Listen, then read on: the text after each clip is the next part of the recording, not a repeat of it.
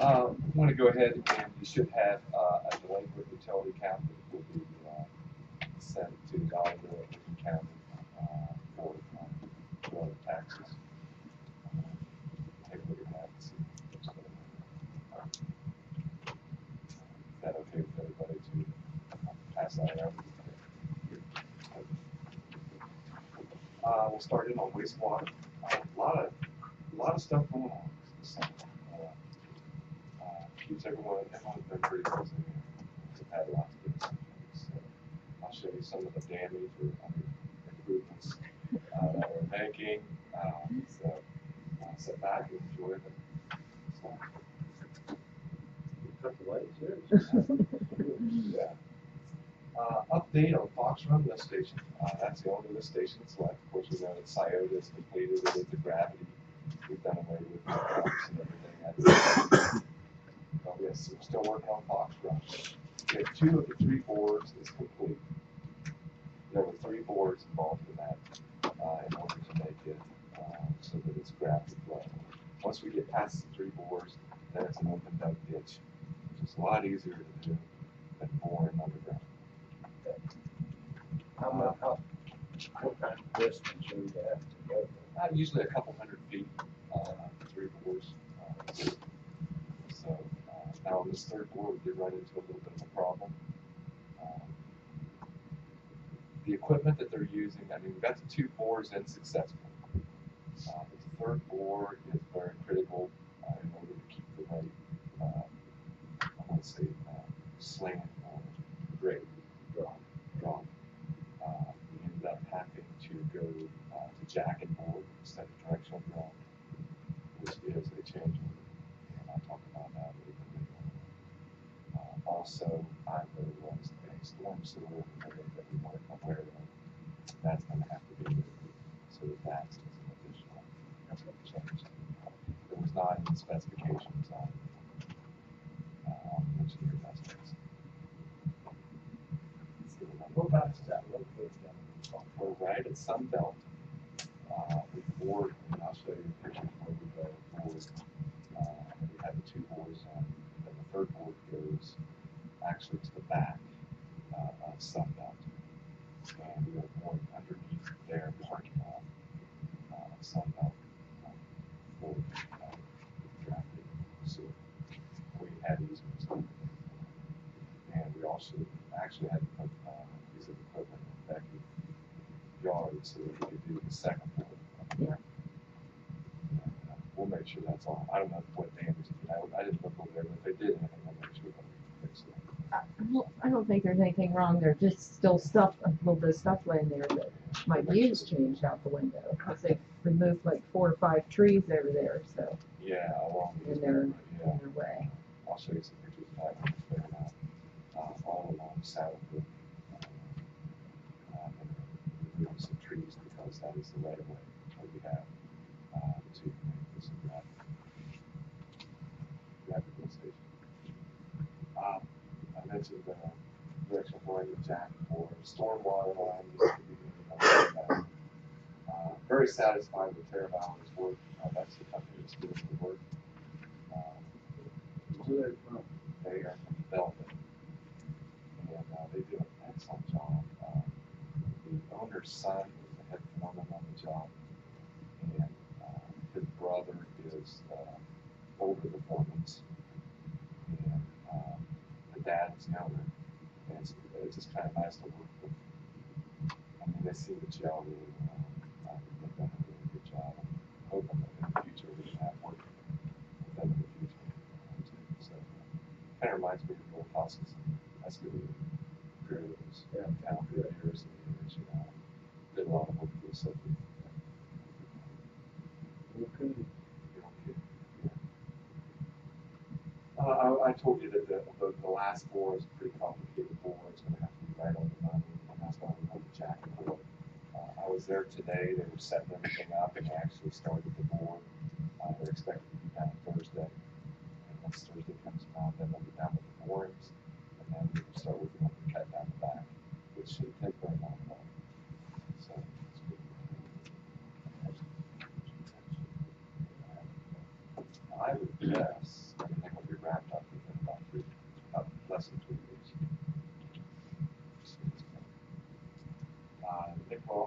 excellent job on the inspections. I think it's really good to have someone out there watching every single thing that these guys do. It's not that we don't trust them, but we put everything in the book and keep records, and that book will go in. Really keep all the information and stuff. And if we ever have a question later on, just pull up with it. You guys have records. A lot of things that went underground. Yeah, we do a pretty good job. I mean, there's some things that, you know, later stuff like in the 60s and that, you don't have real good records of it. For the most part, we have pretty good records of it. I was going to mention You didn't know that storm line was out there. Engineers assume that it ended at a certain point. Oh, okay. So, Is it- yeah. I wanted to talk a little bit about the pipe that they're using on this. This is called soda pipe. It's kind of unique to watch. They put it together with like a bell and spinner, and then there's a tab that goes through it. Like this, it's like a groove. It's cut in the bell, and this tab goes in and it seals it. And that's what allows it to pull that back when you pull it under the ground. And it just locks everything in place. It's really good. It's designed to withstand the rigors of horizontal directional drilling, static pipe pushing, and other trenchless pipe installations. That's also what we used on the Grandview when we made those corrections over there. We used a similar pipe. There's a picture of the pipe. This is the foreman I was talking about. Yeah, but it's kind of the brothers that just ran it up. Does a really good job. This is a picture of how deep we are. I don't know if you guys realize how deep we are here. So that guy's digging about 20 foot under the ground. They dig down that far, and they reinforce it with these boxes so that they don't have any cables. This allows them to put pipe down in and pull it back. They'll suck the mud out of there because you have to have a mud mixture in order to make it slick enough to pull the pipe. This is pipes in 10-foot sections, so we lower the pipe down inside. They'll sort of lock together how I explained it with the thing, and then they'll pull it.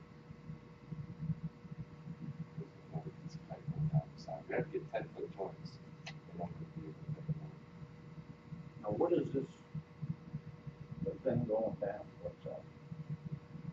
That is a vacuum that there's mud slurry that's mixed in. Like when they pull that back, they mix a slurry in there so that it slides. They bore the hole, and then when they're boring the hole, this mud mixture goes in with it. So then when they pull the pipe back, once it slicks, the pipe will pull it back in. Really neat. That's a picture right in front of the rig that's pulled back. It's a piece of pipe that's being pulled back. There's the rig that they use to pull it back. That's the shaft, and then they'll pull the shaft back. It goes into this bin here, and then they keep collecting it in this bin until they got it all the shaft is done. It's all on them.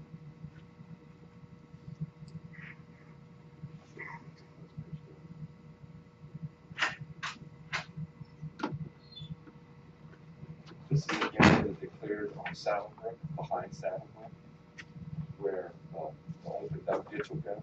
These are behind people's homes, which the city has the right of way through there. But that's where the sewer line will go. It's been off there now. This is the second board that well, I'm sorry, this is actually the part of the third board that's being completed. That'll be transitioned into jack board. We did find a couple defects in the pipe, which is kind of unusual. When we started pulling it back, they kept trying to put the locking system in. They found out one of the locking system wouldn't go in for some reason. So we got looking at it, and this is a piece of pipe here we had to bust it, but if you look at the distance between here and this first ridge, this is where that plastic lock goes in. Now look at the distance between here and where the lock goes in here. There's a big difference. So there was about 3 of them in that group of pipe that was that way. We had to send them out. So I'm glad we found out early because it was good that we found out we didn't put it in the middle of the big hole and then found out that something wasn't right. Or we made it work like it's supposed to. Manholes, several of them. I think there's about 3 or 4 manholes that will be added on this project. That's actually where we live. I don't know if you've ever seen it we live, but it's a city of Heath sanitary sewers on it. I just have the city logo on it. Some more of the directional board. This actually shows Cletus where that line goes. This is Sunbelt Rental. This is Gall's house back this way. We bored underneath all of this, there through here, and up into here. So that's all underground. We didn't have to tear out any driveways. We didn't have to do anything. I mean, that's what's nice about the direction here. In fact, a lot of times people don't really know what's going on. It's already all done. We've had some problems with this versus some of the ones. I want trying to keep the grade. That's where we've been having some problems and why they decided to go with the jack and bore on the last board. Their equipment, there's either something in the ground that's causing some interference or some metal or other piping or whatever, but they actually had the company come out with a locator that locates the drilling head on here underneath the ground. And they did get the first 2 bores done right, but the 3rd bore is pretty critical, so that's why we decided to switch to a jack and bore because it's supposed to be right on. This is looking back in the other direction. Here's the lift station that we're going to. It's right down here on the other side of this generator. There is where it's staked out with the lines going underneath the ground connected to that station. So this is kind of another angle. How deep did you say you want to go there? It goes anywhere from 20 feet to about 15 feet underneath the ground. And if we'd have to open dig that right beside State Route 79, I mean, the risk involved to, really be really bad. So anyway, I had a legislative request, change orders for $19,296. That's to relocate the storm sewer into the middle of the parking lot at Sunbelt Rental, and also to go switch from directional boring to jacking.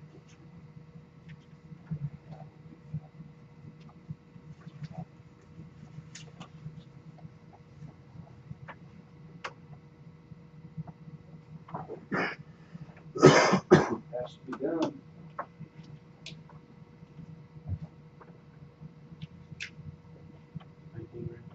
Yeah.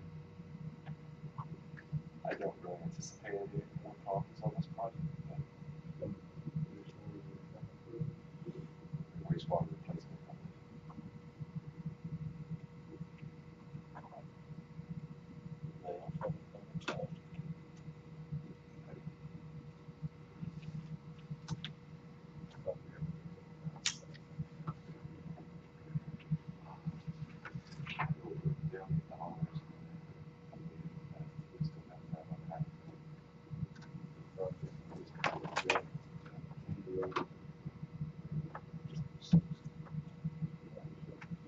This was the cost of the job. Then you'll see the changes in this cost.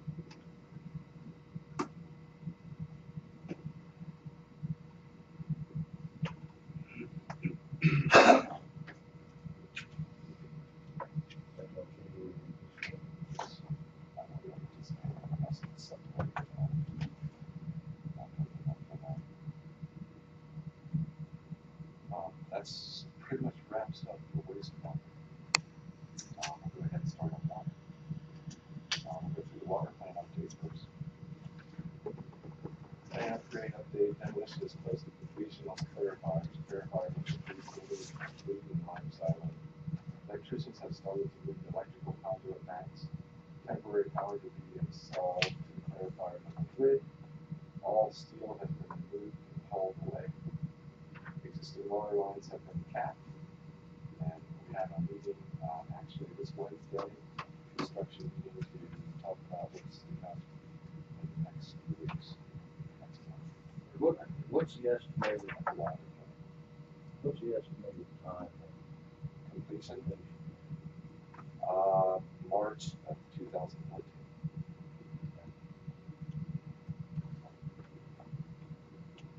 This is our clarifier, which exists now, was put in 1990 as all totally repainted. It's really nice. Did an excellent job on it. I showed you some pictures last month of while they were painting it. Yeah. Now we have it back in service and it's running. That allowed us to take the 2 other clarifiers out so that we can demo those to put in the brand new clarifier. This is the line silo. Down here, we had sandblast and repaint the bottom ring because we started to show signs of rust and different problems. So that part is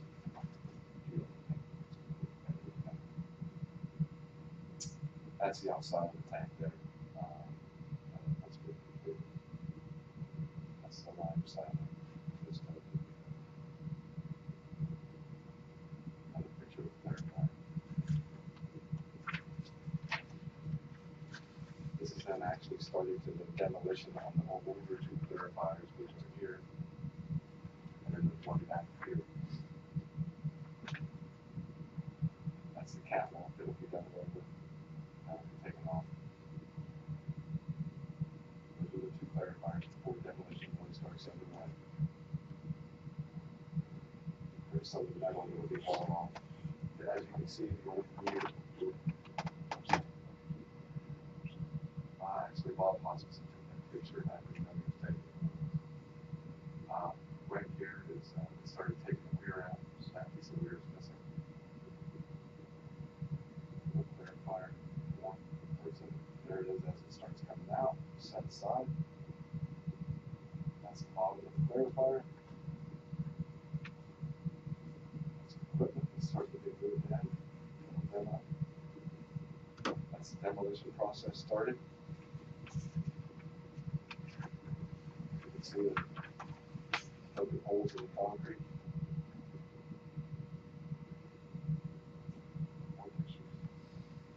This is as they're working on it. This will be totally completely demoed, which it is now. It's gone. This here will be dropped down 5 feet and then filled in. Good. There's more pictures. That's Bob Hoskinson, one of the plant operators, watching the demolition take place. So where will the go? Both of these are demoed out. The new one will go right here. It'll probably encompass this area right in. Basically, it's going to go where this one's coming out, but it'll be a lot bigger. 1 and 2 on the aerial then? Yep. 1 and 2 will be taken out. 3 is existing. The one I showed. The new one will go right here. Oh, okay. These will be gone. The new one will be just like this one. So you only need that, the 2 then? Instead of 3. They each do 2 million each. It's a 4 million gallon day plant. And what's good about it is that we're doing it now. If we wait and we start getting up around over 2 million, then for us to be able to do this, we couldn't keep up with just the one clarifier. That's why it's so crucial not to wait too long to make improvements like this, because then you can't get the job done like it's supposed to be done, or you're going to transportation, not water out while you're under construction. Yeah. What do we run average? Right now, you run about 1.3 million average, but in the summertime, it'll go up to about 1.8 at times. So you get close to that 2 million this time of year. When the pools open this summer, it was full bore, and we were hot. We were about 1.8, 1.7. Those capacities to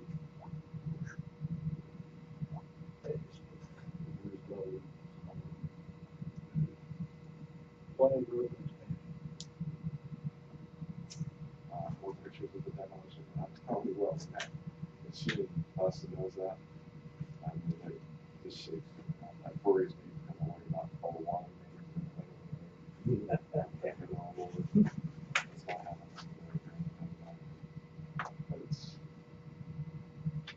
very interesting work. They get out in the middle of that thing. I don't see how they could do it. Jackie and that's Sure vision.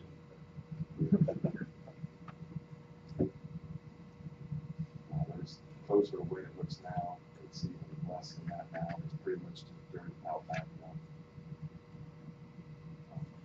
There's a hall of concrete array. Where's the company that's gonna work on that? This is called Kirkwood. They're in northwest Ohio. I can't off the top of my head maybe the city. But they did the wastewater plant expansion for us too. So we were pretty familiar with their work.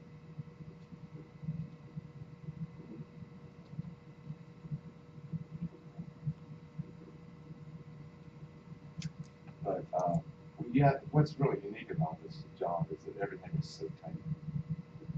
Most places I go to, you have all this ground and stuff to work with. But you have everything down the water there, and other jobs, you have everything out back there. They're trying to move around there. That's going to be the problem. I mean, but everything's went really slow. So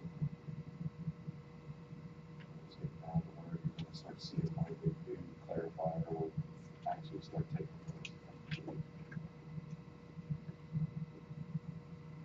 And that's all the plan update. Any questions on the plan update? Then we'll go to the Route 13 update. That is where we are putting the 12-inch water line under State Route 13. 12-inch HDPE ran under State Route 13 completed for future flow. We wanted to put an 8-inch under there, and I told him that this is an ODOT job. They're shoring up the sides so that, I don't know if you guys noticed, but if you go at 13 past WCLP, the guardrails were starting to, they were having some problems. So the ODOT decided they were going to straighten that up. Well, when they straightened that up, they're driving posts down in the ground. Well, they're afraid that they could hit our water main and cause damage or move it or whatever. So they had to replace our water main. From the 13 going to WCLP feet. So they were going to replace it with an 8-inch line. Let's bump that up to at least 12 for the future in case we ever have to Make that tank bigger. Make that tank bigger, or if you go extend the water line on Route 13 or whatever you decide to do, it's already done. That way you don't have all that work that we did. So that's what we did. You got 12. Yeah. Okay. Yeah, that's really good. Bacteria test completed on new lines. And pressure test completed on 150 psi for 2 hours. So everything's done. It's in. This is the line that will go under State Route 13, right about this area right here. This is the 12-inch HDPE line. There. That runs down along here and up to WCLT.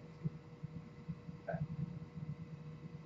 This is them actually putting in the guardrails or whatever they decided to fix that. Putting in the great big steel concrete. Show that. They did the jacket board too, underneath here, on down a little bit. There's a picture of the machine that drives those big guardrail, big steel posts down. Don't ask me what it's for, why, or how to fix it. Okay, that kind of helps us stay around 15. Any questions on that? Just do we have I'm sorry. we have an estimated timeline when that's going to be finished? I've heard a couple different things, when the job first started, I was trying to remember. They said The job all said 45 days left. 45. 40 start days. Hasn't been what, 114? I would say that they're going to be done before that, because I think they're moving right along. I would anticipate maybe finishing things up for the next couple of weeks. From what I've seen, I don't know all the way to add stand around and talk about it. What's that? Stand around and talk about it. Yeah. I've seen them up there at that sign there, there was like 5 or 6 of them, they stood there for all live mowing, they probably stood there for 20 minutes, half hour. And, hey, then they all get in their vehicles, and it was like 4:30, they all got in their, it was quitting time, yeah. Shelling and sand, shelling and sand. I wanted to talk a little bit about the preliminary cost estimates of heating water line connection. I don't know if you guys remember, but I mentioned something about heating water line connection for emergency situations. I got the figures together. We met with Heath.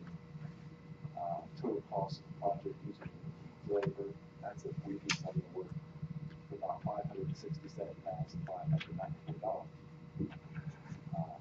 Total cost not using Heath labor is about $663,244. Cost savings using Heath labor is about $85,000. Cost savings in engineering and Heath labor is $10,000.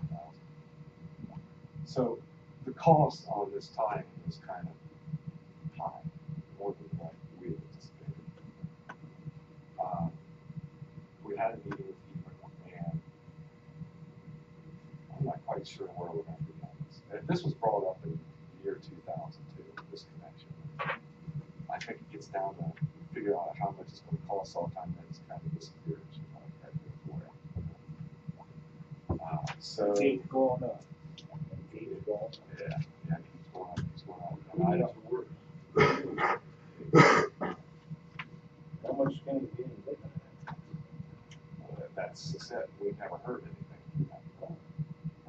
I got a copy of an email where one of the superintendent for Hebron was asking people if they knew there were grants available for providing it. And I don't think he's had much success on that, but so far it's not looking real good as far as this might be going. Of course, you guys know that if they did tie into us, then we have a connection, but again, we would all be connected together.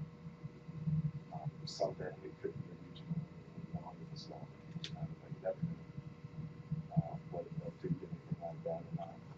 In the future would be nice. But what's the main thing is that if we have emergencies, we can all help each other out. I mean, if York has a problem, we can feed water to the west side and keep the hospital on their west side in water. We have a problem right now.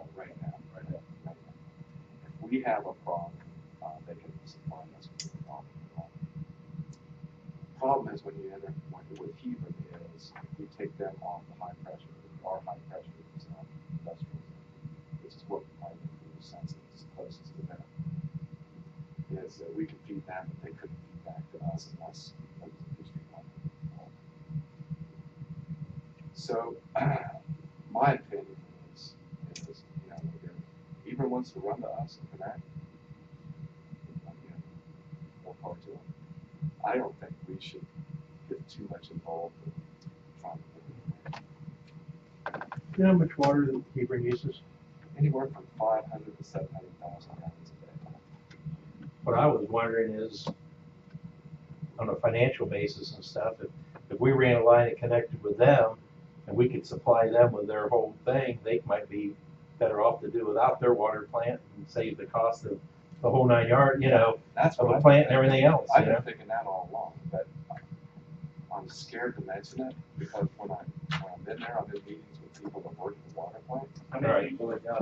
How many people they got? They're working there in the water plant. I think there's 4 of them. So, you know, I'd love to do that. I mean, I'm supposed to. With the upgrade, I mean, I'm just thinking, you know, we I we mean, go from 2 to 3, maybe still have $1 million left over, or $1 million plus left over. I'd love to do it, and I've brought this up to the mayor. I did it several times.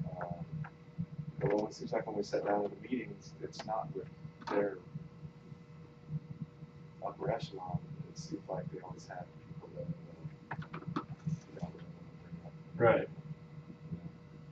So whether the mayor will approach them, I think I'm likely to. You know much about pollution they want, They did an upgrade actually about 2009.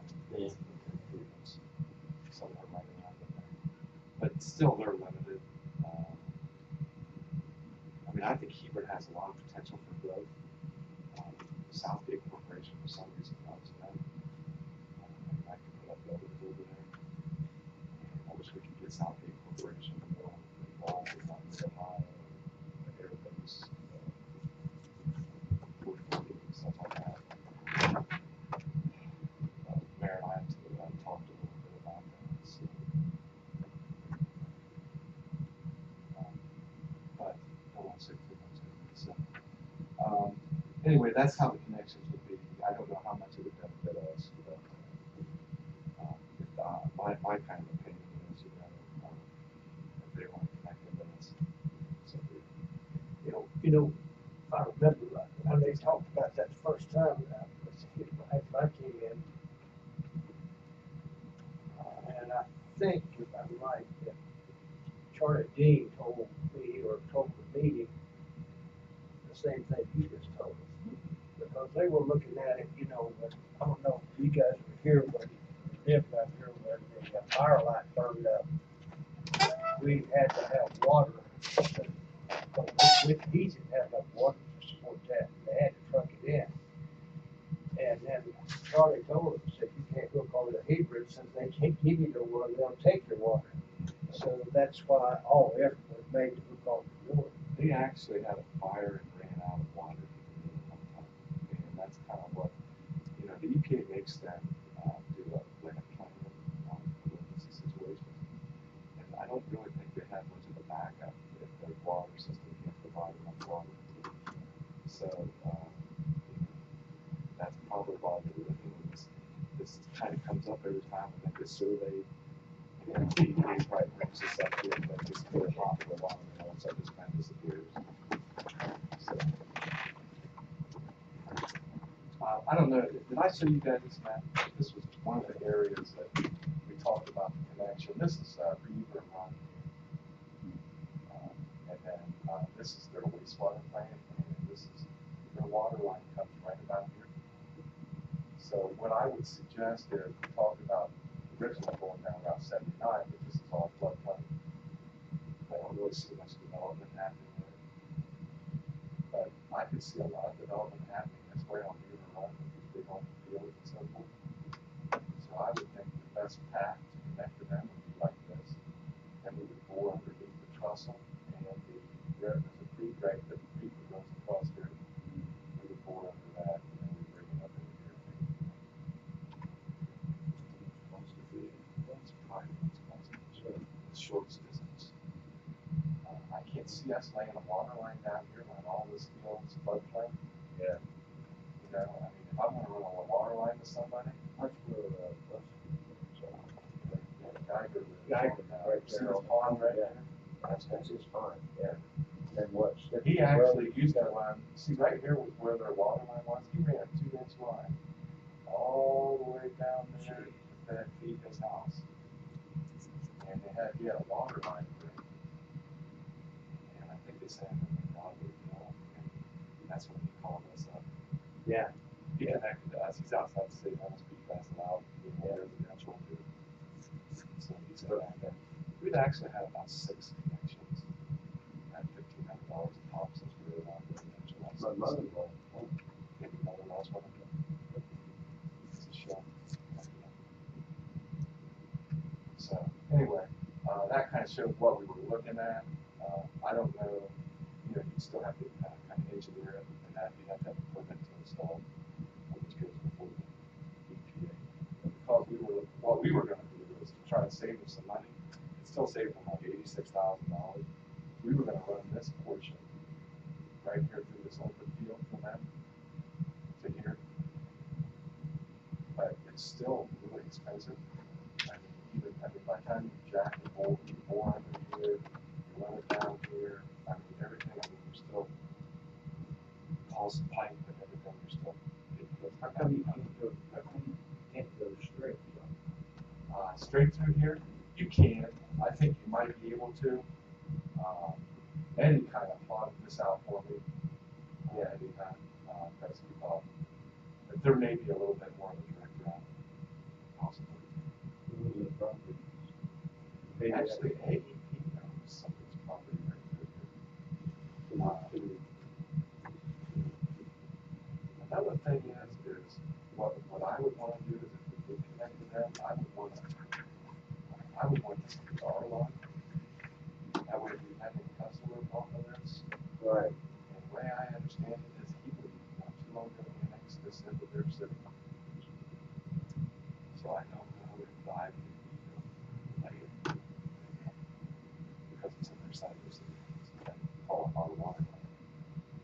Typically, that's what I don't know if you, I mean, I don't know if you would, I don't think they would, I mean, if looking from their standpoint, if they got the water line, they want the customers, they'd want the money for it. I think it'd be a big kind of fight over the supply. And I told the mayor, my honest opinion is I would rather just run right on that beaver run. And then they can connect and that's what they want to do. Gentleman's agreement where It's supposed to be a gentleman's agreement, but the people that sat here last meeting I had weren't around during that gentleman's agreement. I don't think they know anything about it. That's my opinion. I don't know. We got a new city manager, we got a new superintendent, we got a new mayor, we got a new. How about the Heath? Yeah. See, John Rock keeps bringing this up to me. They have everything on this side of Beaver Run, we have everything on this side. Well, it's going to be like Bay Drive. If Newark already has a sewer line running down there and a water line down there, why would I as the run a line down there? Yeah, I mean, the person who gets here first is who's going to get it done. Which brings me to some other issues I want to talk about. I don't think the attitude is like 20 years ago. He was with some of the other guys that here at that time, they believed that if we could have an agreement and do a regional sewer system. I just kind of want to let you know what's going on, just to keep you abreast of some stuff. But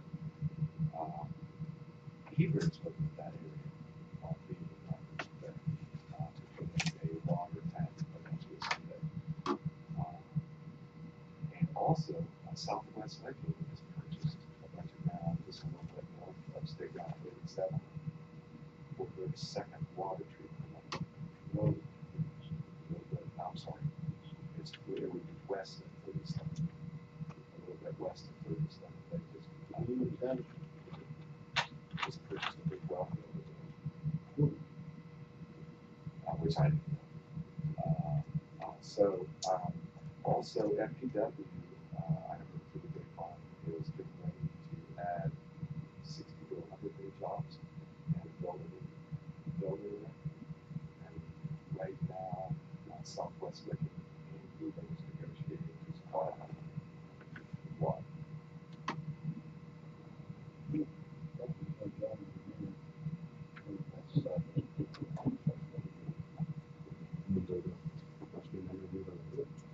Which brings me to my last topic is water.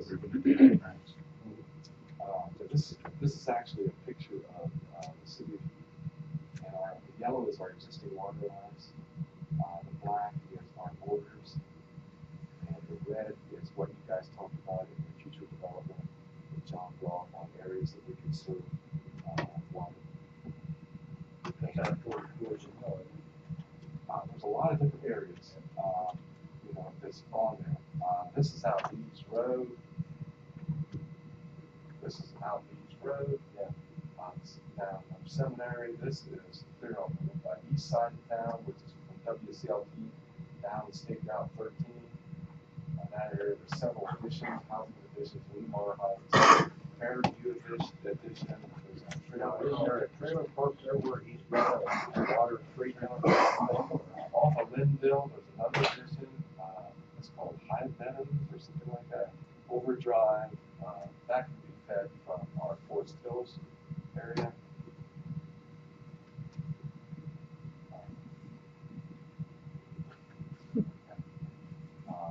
this is what I kind of wanted to talk about a little bit.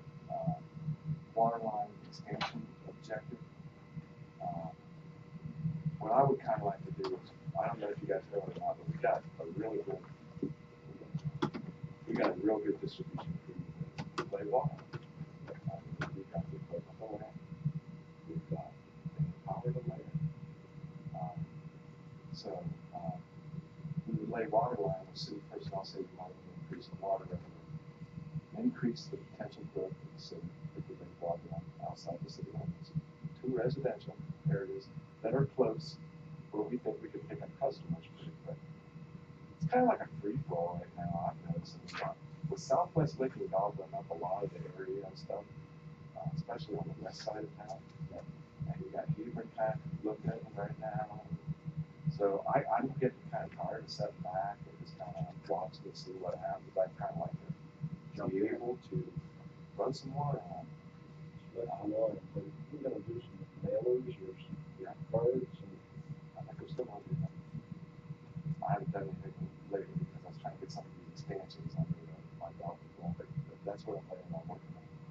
Provide safe drinking water to people with possibilities to fill septic tanks and wells, and promote industrial and commercial annexation with running water lines. I know where they could tap on, but that's when if you have a water line running out in front, if a commercial building or something wants to build there, and they got water, you say, well, if you can mix in, you can have that water. That's for commercial and industrial, not necessarily for residential. So what I'm kind of proposing here is I would like the next year's budget to have a line item in the budget where so much money is taken out of capital improvements in the water, and some money taken out in operations, and then we would determine what area we could run some water on. And I would estimate maybe, can't run a lot of water line because you can't afford it. But you look at areas where you can get your most return on your money. So if I could lay 1,500 feet a year, or every other year, however we want to do it, and if we could take a little bit of that money and just with our personnel, and I have a paper here that I passed out there. It says City of Heath cost per foot 12-inch water line plastic. If we lay it ourselves, this is a 12-inch now. It's going to cost the city about $31.89 a foot. That's using, I was figuring everything there. That's if you put a hydrant every 500 feet, a valve every 500 feet. I mean, I wouldn't make it quite as efficient as what we are inside the city, but I'd have places. Contractors' cost per foot to install a 12-inch water line is about $70 a foot. So that kind of shows you the difference. I also put on here an 8-inch water line. City of Heath cost per foot 8-inch water line cost us to lay at about $22.39 a foot. Contractor, from what I can see, it looks like around $58 a foot. City of Heath cost us 1,500 feet of plastic water line, 12 inch, it's about $47,000. Contractor's cost on that same thing would be about $105. City of Heath cost to install 1,500 feet of plastic 8-inch water line, which is what I would normally run. I don't think you need a 12-inch, but if you run an 8-inch to residential areas, would be about $33,000. Contractor to lay that same amount would be about $87,000. So what I'm saying is, in the line item, if we could put like $30,000 to $35,000 in a line item a year, where we took a little bit of money from the capital improvements, a little bit of money from operating fund, and put it in this fund, and then the mayor makes a decision on where he feels that he can get the best bang for his buck, laying some water line. Say out here by this golf course and other areas, yeah, there's houses in behind that. I know that we're probably close to the city where we can pick up a lot of customers real quick. Yeah, I think we need to do the mailings, but still, I mean, people's going to think about it, and more people, they're going to remember that water line being there. They're going to think, okay, now I want my septic tank right beside it. Boy, it'd be nice to make sure that my water was no bacteria in it. And maybe I'll act on that. Now, the county has a 208 plan. A 208 plan is basically sections, certain parts of which the county is supposed to be. Like York has a certain section, Heath has a certain section, Heath has a section. That mainly is for sewer, the way the lines read, everything. On water, it's basically a first come, first served. I mean, whoever gets there first can control that area.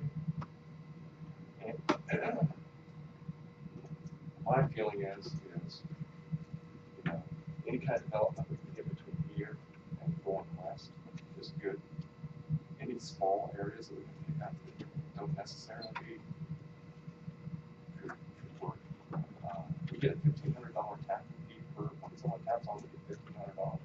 A lot of times that tapping fee can pay for the cost of the water line. You know, and it does, that tapping fee goes right back into the general, into the capital improvements. So you use that money again. Yeah, that's good, man.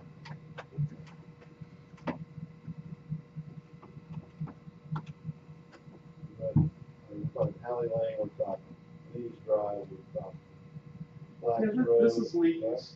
Black's Road there. Yeah, this is going out Seminary. I would like to include Beaver Run. I honestly feel, guys, that Beaver Run is the corridor to the west through the city of Heath, because the ground has a tendency to rise in this direction. If we ever do want to get water out to the west side, it's to follow that Beaver Run corridor. But if someone else lays a water line here before us, we can't really go any more direction this way. I mean, North butts up against us here. How about the Greenville Living one? Granville doesn't have any lines in this area, but I don't know what our access would be. It gets kind of hilly when you go up this side and be able. That's why I think it's so crucial for water line to be laid down Beaver Run Road or anything west for us. Other parts of the city, you know, I think a lot of potential here. The mayor really likes. There's a lot of additions here. There's a lot of houses. Lemar Heights, Fairview Addition, Trailer Park, Linville Road, and Overdrive area, Misty A lot of Meadows. houses right in there. Does the cost per foot fluctuate based on topography, I assume? Where the cost of foot will really rise is if you get into areas that are congested. A lot of these areas that we're looking at are not really congested. I mean, you have a house every so often, then you'll come to a smaller addition, and you may have a house. I just drove out Beaver Run over the weekend. There's like from Thornwood to Canyon, there's about 33 homes that's already existing, with a lot of them to fill for future development. If you go from Canyon Road even on out further to Beaver Run to 37, there's about another 40 homes that could possibly tackle. You know, you also might want to loop. If you go down Beaver Run, up Canyon, and down Seminary Road, you could loop, and that's your section of service. Of course, Joe, what role higher concentration. A little higher concentration here. You also probably have more cost per foot based on topography. Based on topography and just vast bigness. I mean, it's a pretty big area, but you know, it's still something to look at. But you know, there's a lot of different areas here. But what I'm saying is, I kind of wanted to introduce this to you. I'm bringing it up and mentioning it to the mayor. If maybe we could have a line item, use our personnel to lay the line. We would probably do it in the fall of the year when things get cooler. Things are slower for us in the water. So most access capacity and manpower. Most capacity, access to people. You have to get permission for putting the line in? What you have to do is I checked it, and you have to have a PTI, permit to install, which in other words, an engineer has to draw it up. But if we're laying it ourselves, they don't get near as detailed on the drawings. They just give the EPA enough to give us the stamp. You're allowed to do it. Then you deal with the township, and you use their easements on the road to lay the water line. They will give you permission to lay the water line. So, you know, you talk to Union Township, hey, can we use your easements? I hope they don't feel threatened for it, because we're not really looking for annexation.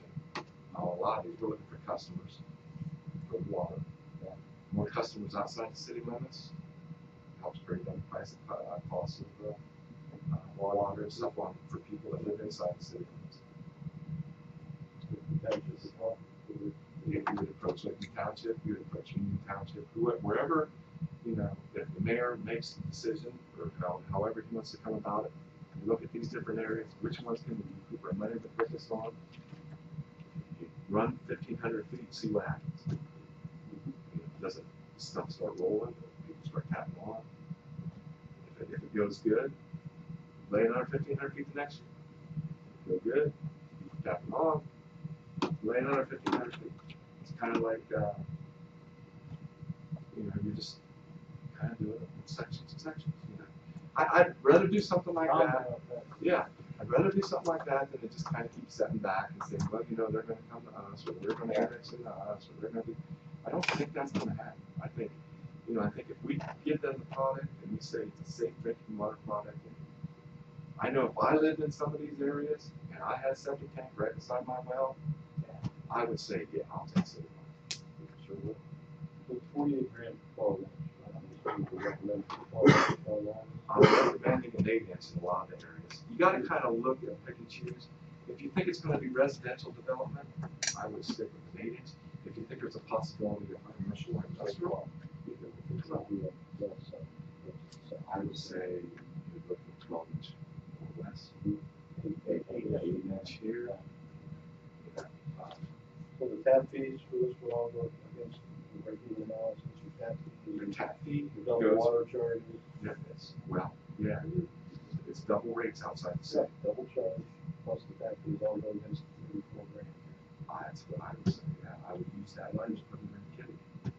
Logically, keep it just as simple as that. Pull it in, right, and then if you know, as that fund grows, you know, your capital improvements, all your taps go into capital improvements. What's the tap fee gonna be? $1,500 every tap.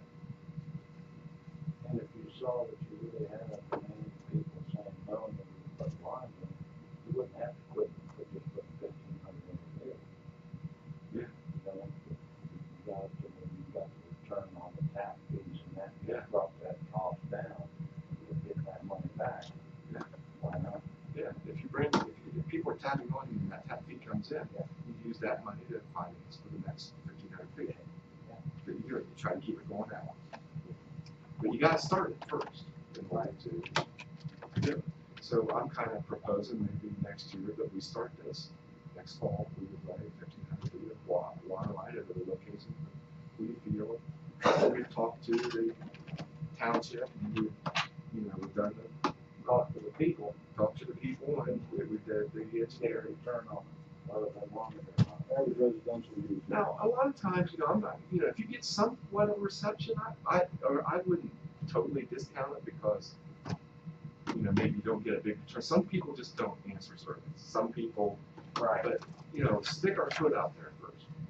See what happens. Yeah. Water line's there. People know it's there. Will they have But if you went out west, if we did this, how would that affect the pressure? If we just increase the system, increase the pressure out here on the west side for the industrial corridor, would it affect it at all or no? Sit back down. cramped up? Yeah. Sit back down. Sit back down. We got to. Oh, God.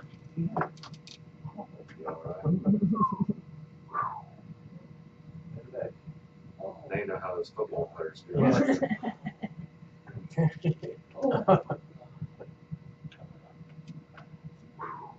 Relieving itself. It's right here. More water, let's not do. Okay.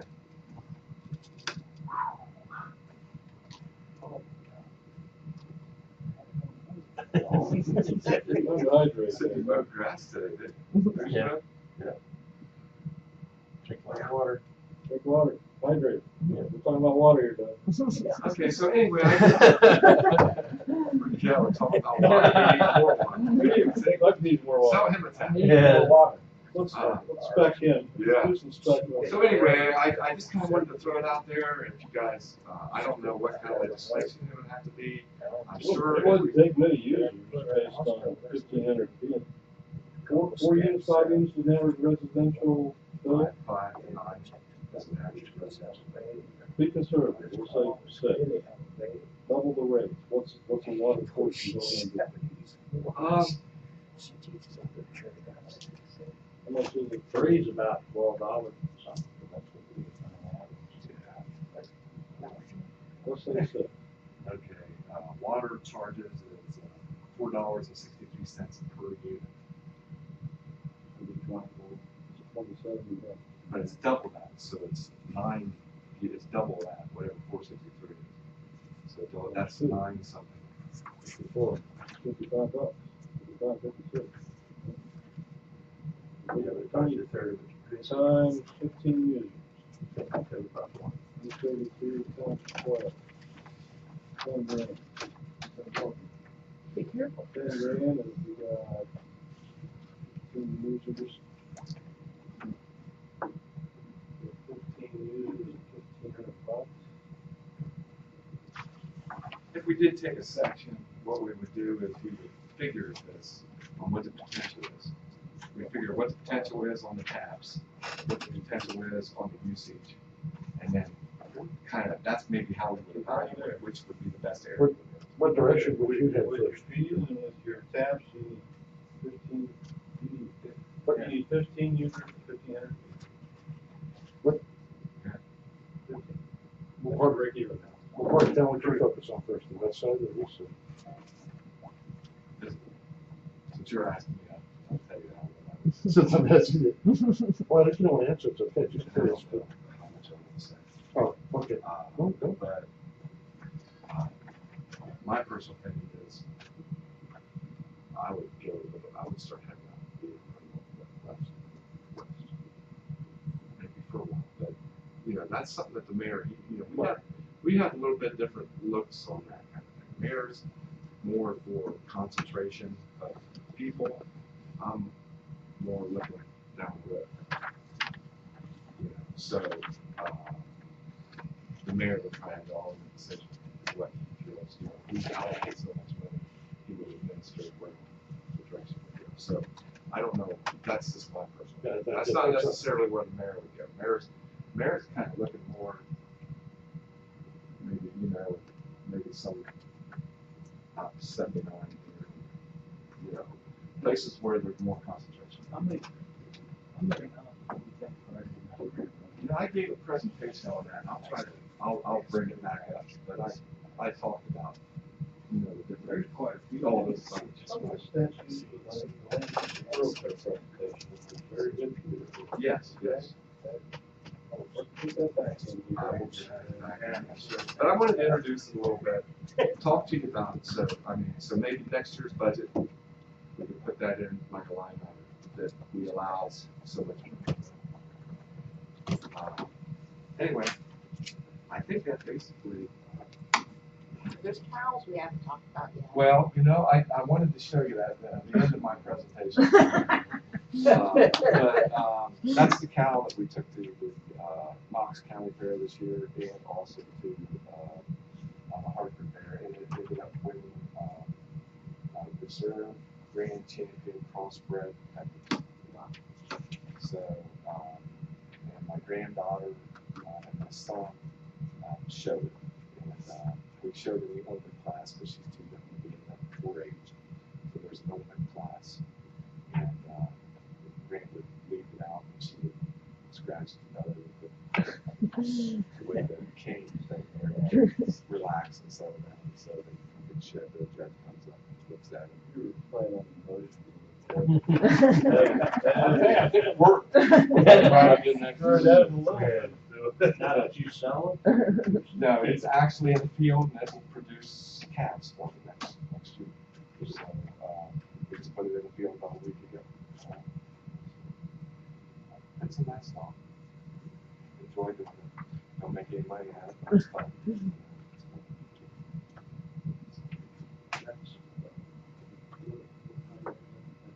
That is a Sim Angus. It's a cross between a Simmental and an Angus. And it's a real good cross. What's that worth? That cow right there weighs Roughly about 1,200 pounds. Wow. The cattle looks like she just kind of disappears when she's not that tall. You don't buy meat at the grocery store, then. I have it for a long time. Every once in a while I get close, so, you know, do I have to buy something? Do get it. How much land you got there?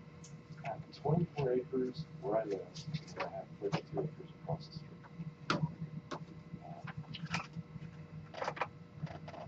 Anybody else have anything?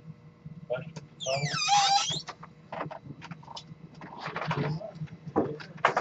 We will be having a special council meeting Thursday at 5:30. We will.